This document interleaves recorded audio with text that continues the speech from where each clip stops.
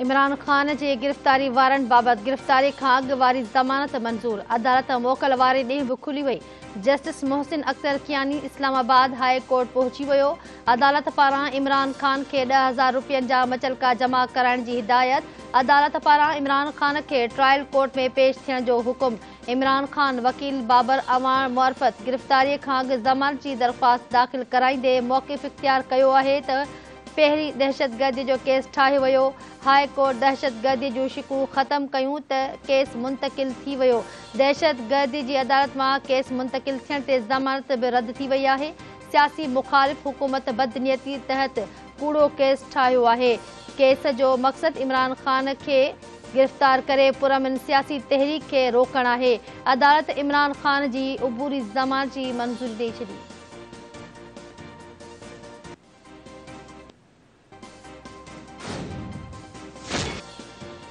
घरू वज़ीर राणा सनावला इमरान खान जी गिरफ़्तारीअ जे इम्कान खे रद्द करे छॾियो। राणा सनावला चयो आहे त इमरान खान जा ज़मानत जोॻा वारंट जारी थिया आहिनि। गिरफ़्तारी जो सवाल ई पैदा नथो थिए।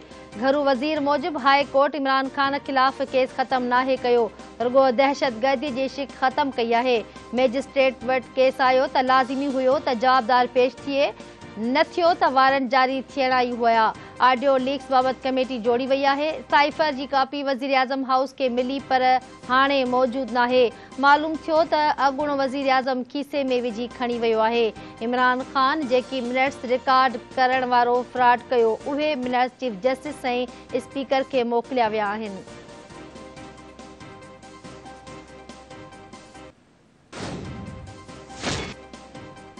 नसीराबाद में CTD जी कार्रवाई, 4 दहशतगर्द मारिजी विया। पुलिस मूजिबि नौताल वेझो दहशतगर्दनि CTD जी गाॾीअ ते फायरिंग करे ॾिनी। फायरिंग जी ॾेवट में 4 मुबैना दहशतगर्द मारिजी विया। पुलिस मूजिबि वाक़िए में 2 अहलकार बि ज़ख़्मी थिया।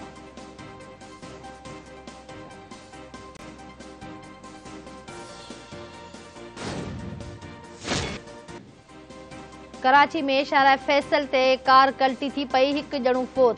बलोच कॉलोनी पुल वटि कार तेज़ रफ़्तारीअ सबबि कल्टी थी पई। हादिसे में 1 ॼणो दम ॾिनो। रेस्क्यू ज़रियनि मूजिबि हादिसे में 2 औरतूं बि ज़ख़्मी थियूं आहिनि।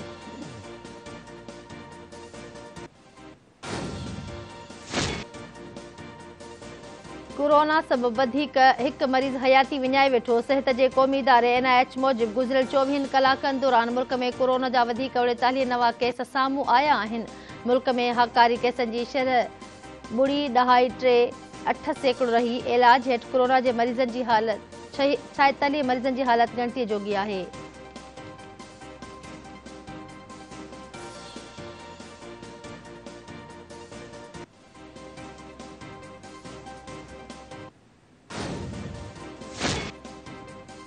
इंडोनेशिया जे गादी वारे शहर जकार्ता में फुटबॉल मैच दौरान हंगामो, 129 ॼणा मारिजी विया, 180 खां वधीक ज़ख़्मी। मैच हाराइण बाद अरीबा FC टीम जे हामिन फुटबॉल ग्राउंड ते हमिलो करे ॾिनो। पुलिस पारां आंसू गैस इस्तेमालु करण ते भाॼ पइजी वई। ॿारनि ऐं पुलिस अहलकारनि समेत 129 ॼणा मारिजी विया। मक़ामी इंतिज़ामिया मूजिबि घणियूं फोतगियूं साह ॿुसारजण ऐं भाॼ दौरान लताड़जण सबबि थियूं आहिनि।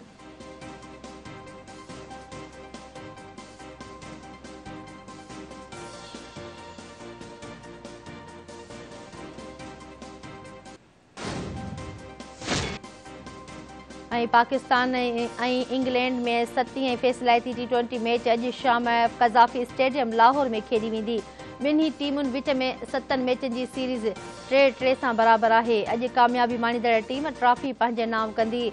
ज़रियनि मूजिबि सीरीज़ जे अहम मैच में मोहम्मद रिज़वान, मोहम्मद हसनैन ऐं हारिस रऊफ़ जी टीम में वापसी थींदी। इंग्लिश टीम में बि फास्ट बॉलर क्रिस वोकस ऐं मार्क वुड जी वापसी जो इम्कान आहे।